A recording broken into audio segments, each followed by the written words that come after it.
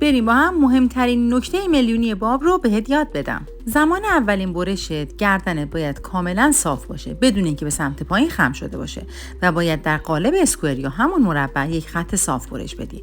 حالا بعد از اینکه اولین برش رو دادی گردن رو خم میکنی، دستت رو تکیه میکنی به مو و مو رو میچسبونی به گردن و تمام اوتلاین رو برش میدی.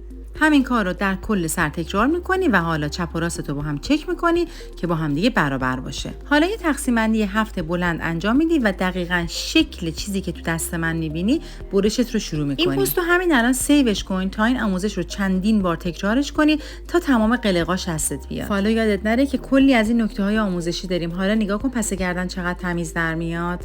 حالا میرسیم به اتصال قسمت گردش گردن به قسمت جلوی سر. عین چیزی که تو تصویر میبینی فقط مثل من تکرار کن. از هر جای دنیا میتونی شاخه پردرآمد رو راحت یاد بگیری. فقط کافیه همین الان به من دایرکت بدی.